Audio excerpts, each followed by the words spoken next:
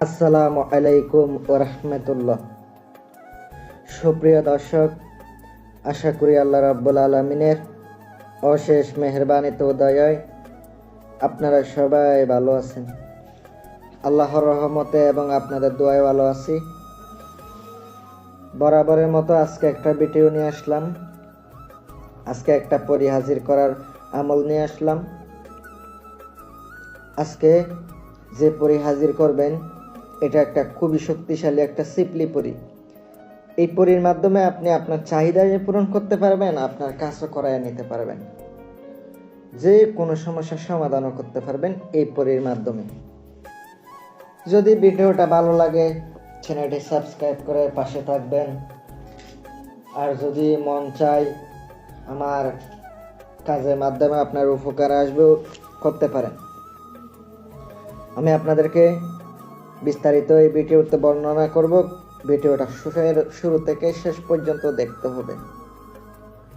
আজ যারা পরী হাজির করার জন্য আংটি নেবেন অথবা সাধনা করার জন্য আংটি নেবেন, রোহানি শক্তির আংটি নেবেন, স্ক্রিনে আমার মোবাইল নাম্বার দেওয়া আছে, ইমো হোয়াটসঅ্যাপে যোগাযোগ করবেন। সরাসরি নাম্বারে ফোন দিলেও ভালো হয় অথবা ইমোতে নক করলেও ভালো হয়। হোয়াটসঅ্যাপে অনেক সময় পাবেন না, আমি হোয়াটসঅ্যাপে থাকি না। নাম্বারে ফোন দিবেন নয়তো ইমোতে নক দিবেন। শুধুমাত্র কাজের জন্য আপনারা আমার সাথে যোগাযোগ করতে পারেন। আপনারা যেগুলো প্রয়োজনীয় আপনাদেরকে আমল আছে অথবা আপনাদের নিয়ম কারণ আছে, সম্পূর্ণ আমি এখানে তুলে ধরবো। সম্পূর্ণ আপনার দেখতে হবে। ভিডিওটা শুরু থেকে শেষ পর্যন্ত না দেখলে বুঝতে পারবেন না। আমলের জন্য আপনার খালি একটা রুম দরকার হবে, খালি একটা জায়গা দরকার হবে। আগে নিজের শরীরটা বন্ধ করতে হবে, তারপরে পাক পবিত্র থাকতে হবে, ওযু গোসল করে আপনাকে আমলটি করতে হবে। অবশ্যই আমল করার জন্য এজাজত নেবেন। আপনার যদি কোনো ওস্তাদ থাকে, ওস্তাদ গুরু থাকে, ওনার কাছ থেকে অনুমতি নেবেন। ওস্তাদ গুরু না থাকলে এগুলাতে কোনো কিছু হবে না। শুধু ওস্তাদ বানাইলে হয় না ভাই, ওনাকে গুরু দক্ষিণা দিতে হয়, অনেক কিছু দিতে হয়। উনি আপনাকে এজাজত নামাও দিব, অনেক কিছু দেওয়াবে। আপনি শুধুমাত্র বলবেন আপনি আমার ওস্তাদ, হবে না। এজাজত নামা নিতে হবে, অনেক কিছু নিতে হবে, তাইলে আপনি ওনার শিষ্য হইতে পারবেন। একজন শিষ্য হওয়া কিন্তু সহজ কথা না, অনেক কঠিন ব্যাপার। আমলের জন্য খালি একটা রুম দরকার হবে, ভালো মানের আগরবাতি দরকার হবে, মোমবাতি, লাল মোমবাতি দরকার হবে, কালো কাপড়ের আসন বিছাইতে হবে। তারপরে আপনার মোমবাতি 7টা ধরাই দেবেন, আগরবাতি 10টা ধরাই দেবেন, 5টা 5টা, দুই পাশে 10টা। শনিবারের দিন গভীর রাতের বেলা নিজের শরীর বন্ধ কইরা পূর্ব দিকে মুখ কইরা এই সিপলি পরী সাধনটা করতে হবে। রাত 12টার পরে সিপলি পরী সাধনটা করতে হবে।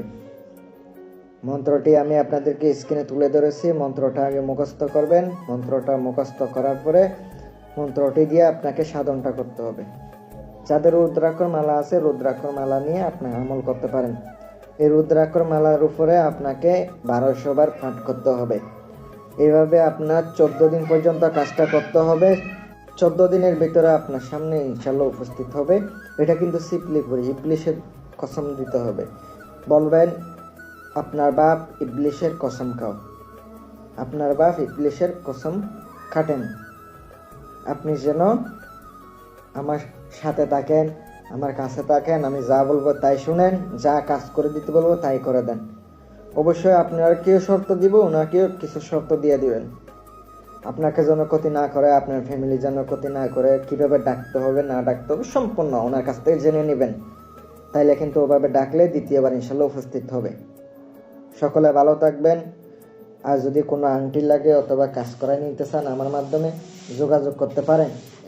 শুধুমাত্র যাদের সামর্থ্য আছে আংটি নিতে পারে। আংটির দাম কিন্তু অনেক বেশি, মনে করেন না যে কম দামে পাওয়া যায়, না, আংটির দাম বেশি। এগুলো সাধন করতে হয়, এগুলো বানাই আনতে হয়, এগুলোর উপর কাজ করে তারপর আমি আপনাদেরকে দিয়ে থাকি।